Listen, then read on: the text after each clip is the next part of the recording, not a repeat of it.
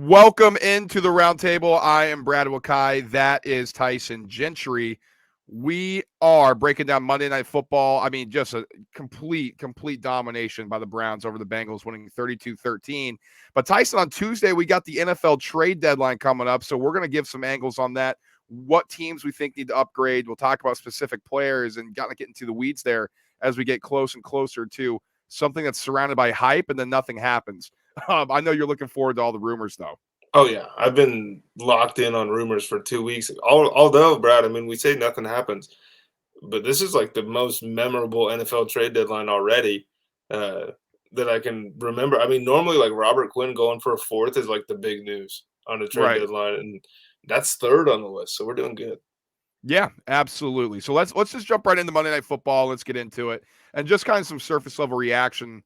I mean, Browns just completely stomped the Bengals, man. I mean, it was 11-0 at halftime. Bengals looked inept. They ended up winning the game 32-13. Bengals didn't score until the fourth quarter. And honestly, I've used this word inept, and that's honestly what it was. Let's look at it from a Bengals angle. And I mean, once again, it Zach Taylor can't figure out how to run an offense when the defensive line pressures his quarterback. Like, he has no quick hitters. He has nothing besides let's just dump it down to the running backs, which is exactly what any team bringing pressure wants to do. It was hard to watch. 9 targets for Joe Mixon, and you might say, okay, well, Jamar Chase is out, so we expect a little boost to these guys. 9 targets for Joe Mixon.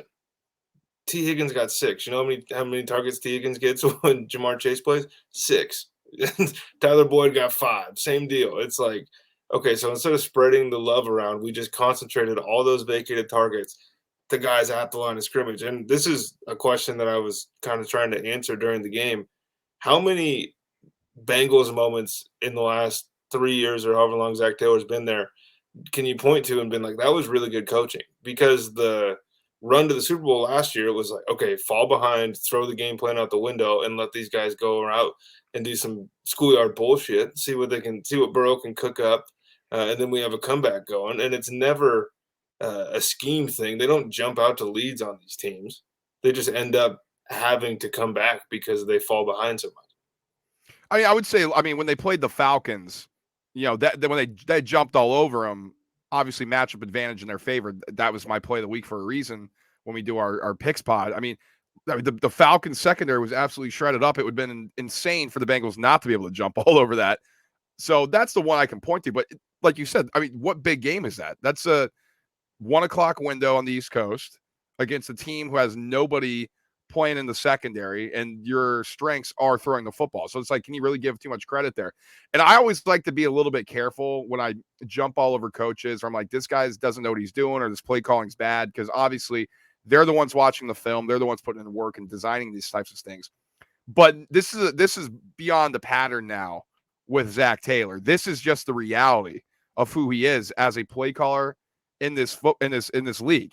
The dude can't adjust. He doesn't know what he's seeing out there, in my opinion. Like, how the hell are you guys going to have T. Higgins, your number one option, just run straight line routes the entire time while your quarterback is getting pressured? Like, run a slant route, design something to get him open in the middle of the field. The middle field was vacant the entire time, Tyson, and it's something that the Bengals just never attack. And it's honestly because defenses know, hey, if we just pressure Burrow enough, there's going to be nobody running routes in the middle of the field anyway. So why do we need to leave somebody there? We'll just run at him as fast as we can. Nobody will ever be out there. Everything's through the sideline. Like, it's a constant thing with the Bengals. And kind of to wrap up this overall point, I honestly think this is how we have to look at it. When the Bengals are facing a team with a pass rush, or at least somebody can get after the passer with 4 guys, they're in trouble. When the opposing team doesn't have that, like the Falcons, or like these other games that they've won big, then they can actually compete in these football games and win them and look impressive at the times. It's like Jekyll and Hyde with this football team. It's bad. And the teams that can get after you with 4 guys, and the Chiefs not all the time, but it's the top level of the AFC. It's the top level of the conference. They were able to get through the Chiefs twice last year because the Chiefs ended up, just kind of trotting out one of the worst secondaries in the history of like this era of football last season. It was like anybody could throw for 350 on those guys. The windows, we thought the window was going to be wide open coming off a Super Bowl. And nobody ever wants to admit you're in a Super Bowl hangover, but look at all the teams outside of New England. Basically, you get there, you fall off a cliff, and then 3 years later, you try to be back. It's really hard to be the Chiefs. Look at the Bucks right now. So it's tough to come at them from that angle because this is just a cyclical thing in the NFL, and there's still a team with a winning record. But to go and get stomped by a Browns team that has looked less than average to this point in the season, and to do it where your bread and butter gets exposed, right? And we'll get into that. I guess we can do it right now. It's a good defense. It's a run defense that should be able to stop people. It's a defense that we all heard hadn't allowed a touchdown in the second half of games, and look at how well they're able to close people out, and they're doing this and that, and they just got fucking bullied for 60 minutes. How many times in the last, I guess it was 4 that I can count in the second half where they had a 3rd and 4 and they just said, fuck it, we're going to turn around and hand the ball off? It was countless, and it was every single time. And listen, they only averaged. I mean, Cleveland only averaged 4 yards a rush, but I mean, in spots like that, that's a backbreaker. And there's like, we don't even have to put the ball in Jacoby Brissett's hands. We're just going to turn around, hand the ball off, and hope for the best here. And to put a finishing piece on here, Tyson, I want to take you through the schedule and just kind of like walk the audience through this a bit. Steelers, good pass rush, right? This one, TJ Watt was there, loss. Cowboys, we know their pass rush, loss. Jets, early in the year, 3rd game of the season, not really figuring it out too much, win. Dolphins, not much of a pass rush, win. Ravens, they can get after you a bit, loss. Saints, they're old, they had no pass rush, they won that game. And then Falcons, there's no pass rush there, and that secondary was depleted. That's a win for the Bengals. And just now, Browns got after them, pass rush, loss. Pattern, next week, Panthers, we'll see. I mean, I don't know. Brian Burns, is he going to be a game wrecker all of a sudden? Like, I don't know. It's hard to tell, and you kind of go through the schedule and you can pick and choose different spots on here for the Bengals. But that's my kind of angle of looking at them going forward here. I don't know if that's similar to your thought process with this team. My thought process with this team is I'm back to 2009 or 2020, like the first Joe Burrow year, right? Before he tore his ACL. That's how I'm looking at this Bengals team. It's like, damn, everything is there, but something's missing. And last year it was like they figured it out. Joe Burrow is that guy. And it doesn't matter if he's that guy. He's on his back within 2.5 seconds of the ball being snapped. T. Higgins is running 40 yards down the field on some weird comeback. Tyler Boyd gets moved out to the outside today because we want to be geniuses and we don't want to run the slot guy in the slot all the time. Hayden Hurst, we pay him a bunch of money to basically ignore him until the 4th quarter. It's bad, man. I mean, there's just lifeless was the offense today. Yeah, and if you're a Bengals fan, it's frustrating. You're sitting at 4-4 right now. The Browns are 1 game back here, and I think that's honestly the scariest part of it all. I mean, when you look at it, like, this is a super talented team, and yeah, Jamar Chase is injured, but I mean, you're starting off the season, like you said. I mean, sure, maybe Super Bowl hangover, whatnot, but it's not like the Baltimore Ravens has gone out and been world beaters here. Like, this is definitely a gettable division, and now you're sitting here, you're a game back. Ravens have a tiebreak over you, and AFC, they got some teams with winning records here that are going to steal wild card spots in different divisions. So Bengals, honestly, outside looking in. There's a guy coming back for the Browns to play quarterback in a handful of weeks here that realistically should raise the ceiling. And let's touch on the Browns. I mean, we talked about it a little bit or alluded to it. I mean, they cruised in this one. They really were not tested at any point in football game at all. And you think about it. I mean, seems like they have their identity. Like, they want to run the football. They want to. I mean, Jacoby Brissett, I thought, was really good tonight. Passed 3.7, got the ball in explosive plays to Peoples-Jones and Amari Cooper. Had that one fumble that was kind of fluky, almost a pick, that pressure from behind him. Other than that, I thought he looked really good commanding this offense, and he's done that in spurts.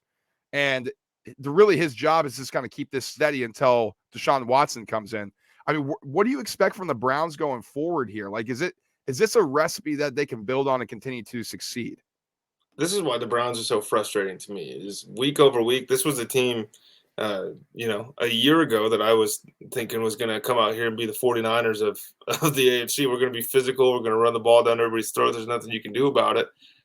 And sometimes Stefanski just doesn't want to play that way. it's abandoning the run too early or relying on it for too long. And that's kind of the issue with this team, and maybe that's a Jacoby Brissett thing, or maybe it was a Baker Mayfield thing. I guess we'll find out if Deshaun Watson if he looks like Deshaun Watson. That is, I mean, we haven't seen him play in a year and a half, 2 years at this point, so it's probably going to take some time to knock the rust off. Although this was just we're bullies. We're bigger than you, stronger than you. You're in our house. We really want to win. Myles Garrett again looked like he was the best football player on the field every time he was out there. They were doing it without David Njoku. They were doing it without Owosu Karamoa at linebacker. They were missing pieces all over the place. Greedy Williams was out for most of the game. He comes in, gets Moss, goes back out. I mean, there was a lot of things going on in Cleveland that should have been excuses, but they weren't. And that was what was encouraging. The other part is anytime you have 24 in the backfield and you can just turn around and hand to Nick Chubb, it's a fail-safe. Yeah, cashed my first player prop future, Nick Chubb over 9.5 touchdowns. I don't have to sweat that one out. I mean, thank you, Nick Chubb, my man. Hopefully we can continue running the football so we can cash that, leading rusher ticket. But yeah, I mean, you said it great in terms of like the Browns. Like they're frustrating because you can never necessarily figure him out. And I think Stefanski's, it seems like he's settling in a bit here, at least with I mean, they got, blown out by the Patriots, right? Like they looked bad, like really bad. And this is in the midst of their 4-game losing streak. The Falcons game was horrible, losing that one away. The Chargers game, they shouldn't have lost that one. Then you get blown out by the Patriots and lose a close one against the Ravens. This was a good bounce back for him. It seemed like he's like, okay, let's just kind of simplify everything here. Do simple concept routes. I thought he did a good job of scheming his guys open. Listen, we're going to play off of Cooper. We're going to play off of Peoples-Jones at receiver. We don't need to spread the ball out. Let's run the ball, use our running backs, and then get our 2 wide receivers involved here. But, I mean, Tyson, we talk about, like, it's kind of like, okay, Deshaun Watson, he's coming back here. Maybe you can give him a chance. Here's the problem I think that they're running into. At Dolphins next, at Bills, at home Bucks. Those are the next 3 games. Now, they do have a bye in there, so they're going to go in the bye, and they go at Dolphins. So maybe that helps them with some prep time. We'll see. But that's a tough stretch of 3 games. And they go at Texans, at Bengals, home Ravens, home Saints, at Commanders, at Steelers to close. This doesn't seem on the surface like a schedule, even with Watson back, where they're going to be able to make a playoff push. Well, this wasn't a team that I anticipated. I think you were on board with me, was going to make the playoffs this year. Anyways, it's just this is a team that when the opponent, I guess, doesn't have an identity, the Browns are able to do whatever they want but they don't have an extra gear that some of these other teams have. Like even that Chargers game, that was pre kind of the entire Chargers team going to the hospital. Everybody's banged up over there right now, but when they have to score 30, they can't do it. And that's the issue. So that defense has to be awesome. That's why they're still a level below most of these guys in the AFC and 2 levels below the Chiefs and the Bills. But when they can control the game and they're not really worried about you putting up 4 touchdowns on them, there's very few mid-level teams in the NFL that can play like the Browns. And it's kind of encouraging. It's also kind of scary if you're a Browns fan, because I don't think this changes with Deshaun Watson. Amari Cooper's a great route runner, but Amari Cooper is what he is. I'm the biggest Donovan Peoples-Jones fan in the world. I've been watching this dude since high school. He's a freak. But he's going to 4 catch for 80 yards guy. And those are good days. I love David Bell. Haven't seen it yet. There's a lot of question marks there, and it's not that Deshaun Watson is washed up or anything like that, but he's not the guy that's going to come in and elevate this offense to whole new heights. And you can say, oh, he's amazing, and he was top 5 in my fantasy league every year that he was playing. It's because he's good, but he's throwing to DeAndre Hopkins and Will Fuller. Right? This is Amari Cooper, David Njoku, and Donovan Peoples-Jones. It's a different cast of characters. Yeah, that's a good thought. It's kind of where this Browns team is, and I think that's why it's so shocking they scored 32 points tonight against a Bengals defense that's been really good. They were given some of those too.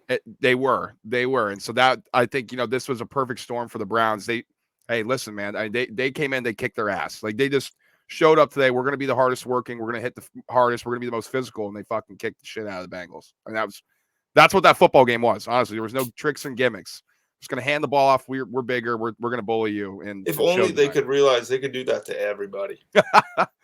And that's a Stefanski thing. I don't know. He's likes to be a little finesse with his play calls. So we'll see if that changes. But when Watson comes back, I think he's gonna be like, "Ooh, I got a new toy to play with," and well, he's from the gonna get tree of away. geniuses, right? He's from the tree. Oh, Everybody true. loves all these coaches, and they're really, really smart, all of them, and combined they have one ring. Yeah, that's well said. All right, let's get in some NFL trade deadline talk. I mean, like we said, Tuesday is the deadline, so tomorrow this podcast comes out. It's going to be interesting, I think. There's some interesting pieces that are rumored to be moved around, and the first domino fell a little bit. Roquan Smith was traded from the Bears to the Ravens. I think this is a fantastic trade for both sides here. He goes for a 2023 second and fifth round draft pick. So, and AJ Klein comes back over. So, the Bears get something back. No. But here's the thing. I just want to say this off the top. People are so stupid that they don't know like the value of what these draft picks are in the NFL. Like there's never been a bigger gap between the common person knowledge of what these draft picks are value-wise and for what an actual player in the NFL is. Like it's frustrating to watch. Like, whoa, the Bears got fleeced by the Ravens. It's like, why?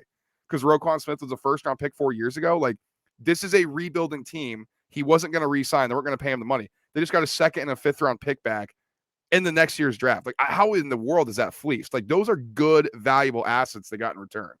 Two things on that. One, it's impossible to tell if anybody was fleeced until years down the line. I fucking hate when people are like, oh my God, he got fleeced. The second part about fleecing people, these are NFL general managers, and both sides agree to the deal. Sometimes it ends up wrong, and sometimes it's immediate where we can tell. Like the Saints giving up all those draft picks to go up and get Chris Olave doesn't look like it's going to age all that well. We still don't know. That pick looks like it could be 4. It looks like it could be mid-teens, right? So it's completely different. I hate the notion that like this guy's an idiot. He has no idea what he's doing. It's like, well, it's a linebacker, right? Inside linebacker, the least valuable position in football right now, probably. A guy that represents himself, who already held out once, so there's a chance he's going to hold out again. He wants more money than taking him twice would cost. He wants it per year. So now they go out, they get picks to reload. Well, we scored 29 points against the Cowboys. Like we got something figured out. We scored over 25 twice in a row. You're still bad. At the end of the day, like he's looking at the roster. Everybody, all the fans are looking at it with rose-colored glasses, and it's like, well, this team's going to be like, if we just put it together, we could be good. And he's looking at it every day, and he's like, yeah, Roquan Smith's not bringing us to playoffs by himself. You got to get out. You got to get out. And well, if you would have kept him and he signed somewhere else, you get a comp pick, right? You get a third-round comp pick. I would take a second and a fifth over a third-round comp pick and 9 more games with Roquan Smith, 7 days a week, 365 days a year. And Roquan's a monster. I think the Ravens got a really, really good one.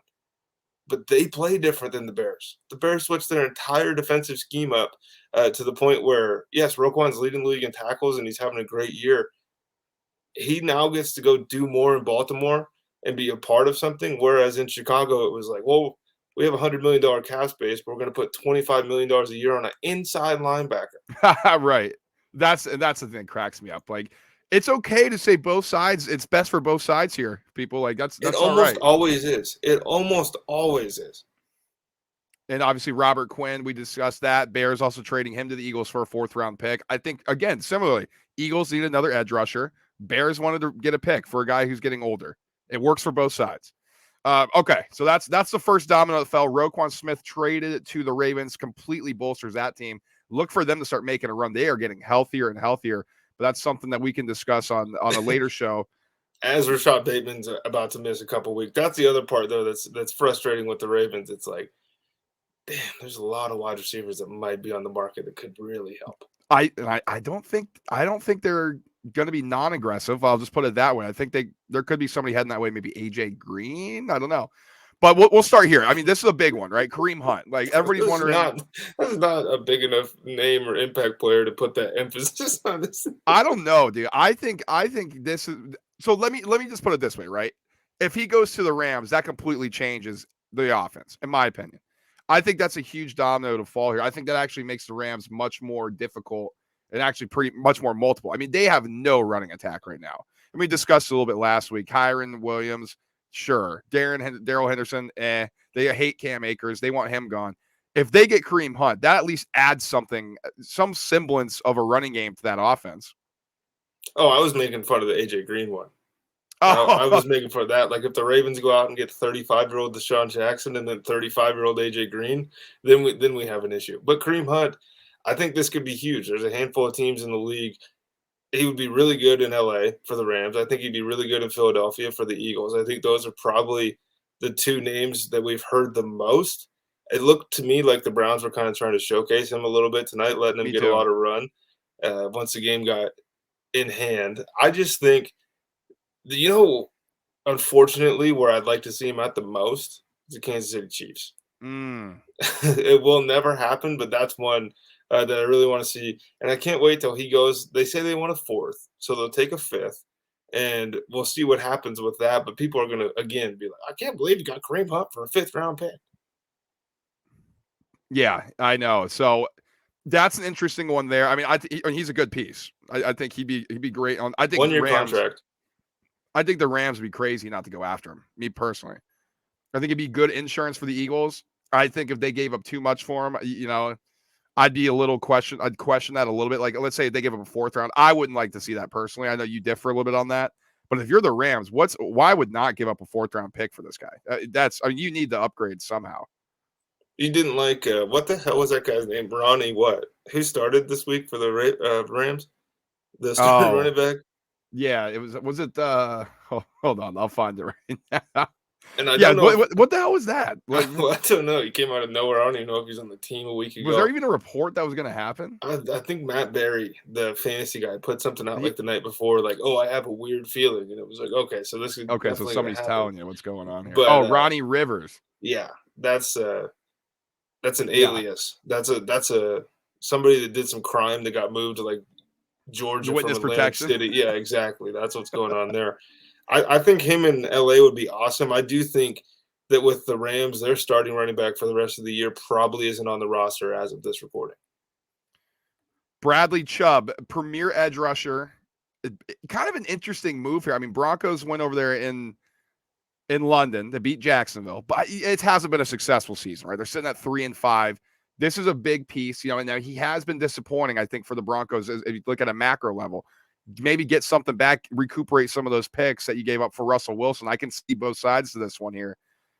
He would be great for a team looking to buy. I know there's rumors that the Dolphins are looking into him. I think he'd be great there. They need a premier edge rusher to get after the passer. Jets potentially looking into him. I think that's smart for them too. Continue to bolster that defense. But I think that's a big piece out there. And I definitely think if you're a team looking to make a run, this would definitely be a buy chip for me.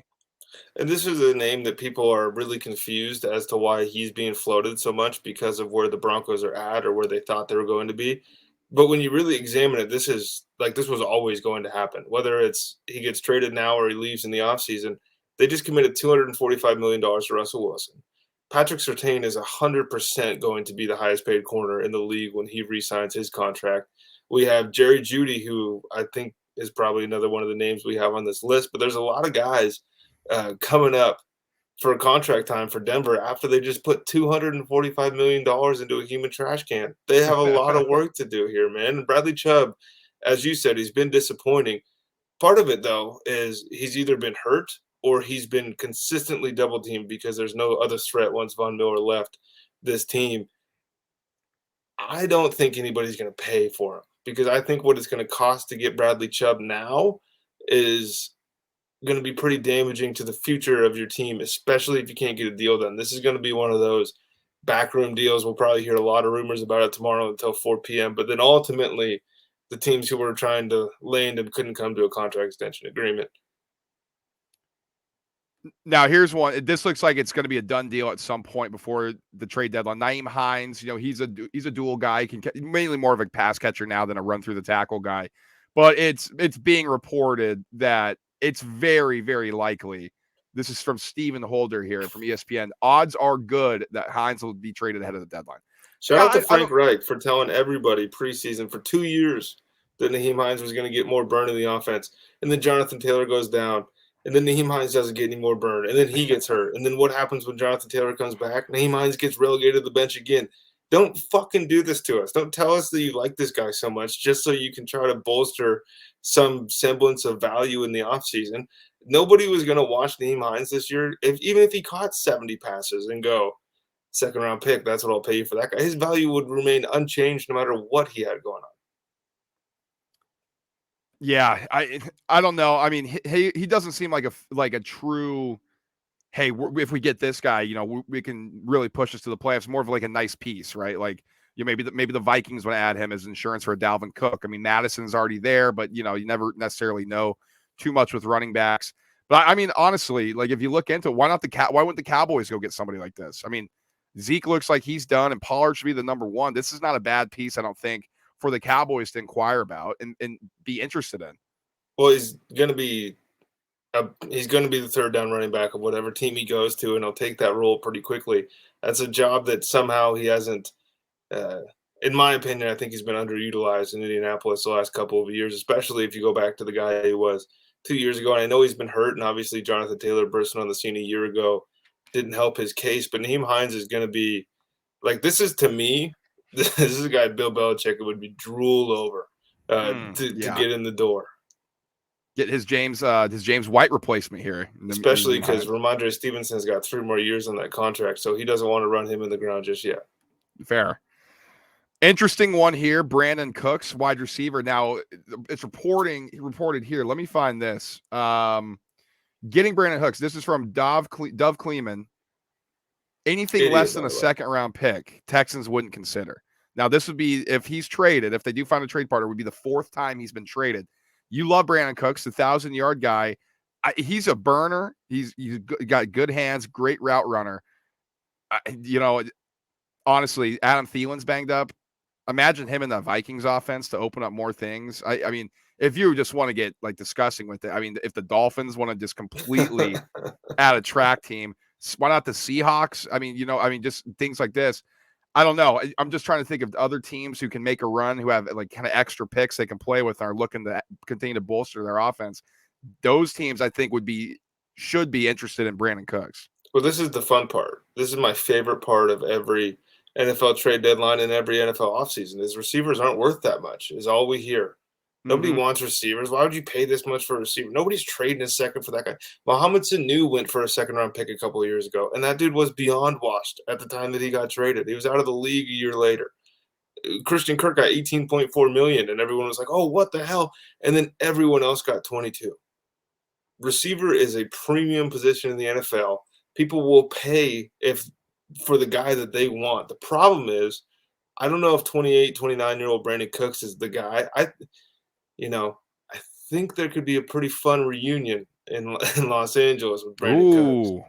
That'd be interesting. They do need a burner. They are completely lacking speed. That's not a bad call there, Tyson. I like that. I'm all about reunions today. I love it. Jerry Jeudy. Now, Broncos thought he was a premier guy coming out of Alabama.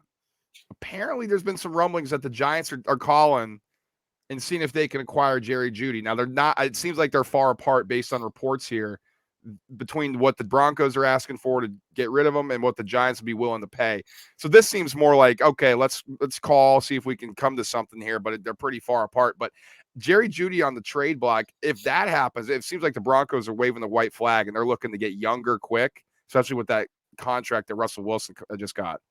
Well, this dude sucks. So that could be most of the reason that he's on the block. I am not a Jerry Jeudy fan. I know he just had a good game in London, so I do sound like a hater, and I am a hater. I'm not the biggest Jerry Jeudy guy. But if Kadarius Toney just went for a 3rd and a 5th, Jerry Judy's got to be worth more than that. He's shown more than that. Same pedigree, higher draft pick, higher recruit out of high school, all the stuff. He doesn't have stink on him right now, which I think is somehow he's avoided that through this point in his career. Most people with his stat lines, with his draft pedigree to this point in their career are labeled busts. And Jerry Jeudy has been able to kind of skirt that label to this point in his career. I think the Giants would make a ton of sense for Jerry Jeudy. It's just, if I'm the Broncos, do I really want to be giving up a year of leverage with this dude? Like, maybe he figures it out. I don't think he will. But this is another one where it's like, don't pay a 34-year-old quarterback you've never had in your system before $245 million. You don't have to make these decisions. Yeah, I mean, I think I'm way more bullish on Jerry Jeudy than you. I understand he has the drop issues, but the dude's a good athlete and can get open. It's just him catching the ball. I think Which is the he's main been part of his misused. job. Well, true. The I mean, fair. But I mean, there's been great receivers who have drop issues in the past. I mean, Amari. yeah, and I don't know. I think he can figure it out somewhere. Maybe it's a change of scenery type of thing. I'm not quite sure, honestly. I still think he would command a price. I think the Broncos would be crazy for giving him up for anything less than what the Giants got for Kadarius Toney. Oh, he should be at least a second. If Brandon Cooks is going to command a second, Oh, Jerry man, Jeudy dude. should too. It's got to. Now, here's an interesting one here, and the kind of the two other bigger names that will close on here. It doesn't look like the teams are willing to get rid of them. Now, Jerry Hughes is a good edge rusher for the Houston Texans, and apparently the Texans are getting a lot of calls from teams inquiring about Jerry Hughes, and they don't want to get rid of him. Interesting to me that they wouldn't want to trade Jerry Hughes. This looks like a team that needs to get younger and younger and start trading off some of their assets. So I'm not sure your thought. I guess, what are your thoughts on the Texans just not willing to deal him?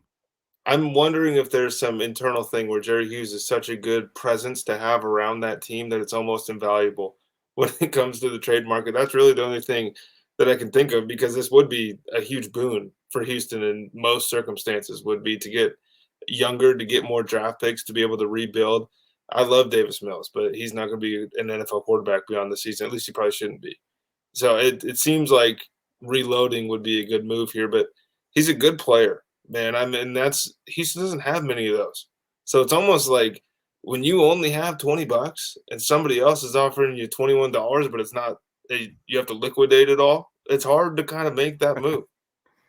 Yeah, and this is from Jordan Schultz from The Score. He says several teams have inquired about Jerry Hughes, but the Texans will not trade him. Hughes is from Houston, played college football at TCU, and he personally picked That's the right. Texans because of his family and has become a team captain there. So connection on both sides. Looks like he is very much tied to Houston. So this seems like this is kind of both sides doing each other a favor here. Houston wants to keep him. Jerry doesn't want to leave Houston. So kind of close the book on that unless you get an absolute king's ransom, which seems hard to give up for a 34-year-old edge rusher. And last one here, Josh Allen, not the quarterback Josh Allen. God, no, he's never going to be traded. Josh Allen, the edge rusher from the Jags. People and several teams, according to reports, have been calling the Jaguars about Josh Allen. Several teams targeting him, according to Jordan Schultz. Apparently, the Jags want to keep him. He's having a great season so far. So I think you're going to need to give up a bunch of picks for Josh Allen. I think he's good. Now, I don't know if he's good enough where I'd be giving up a first or a second round pick for him. See, this is the same thing with Brian Burns in Carolina. I think these two guys have the same thing going on where it's like there's no real team that's a true contender out there that needs this, like at this price point. Because this would be a huge swing for the fences. This is a Rams move to go get Von Miller. This is the kind of guy you want to go out and get to solidify that part. Plus, team controlled, right? With his rookie contract that he's on, that's huge. That also drives the price up. Not everybody has the balls to be the Rams and just say we don't need to draft anybody. Screw it. We're going to go out. We're going to get established guys, and then we'll re-up him. I think Josh Allen's a great player. I think that Jacksonville would be silly to get rid of him, especially right now, because not for nothing, Trevor Lawrence has the worst record through 25 career games of any number one overall pick since the merger. So I think he might suck. I've been telling you that, bro.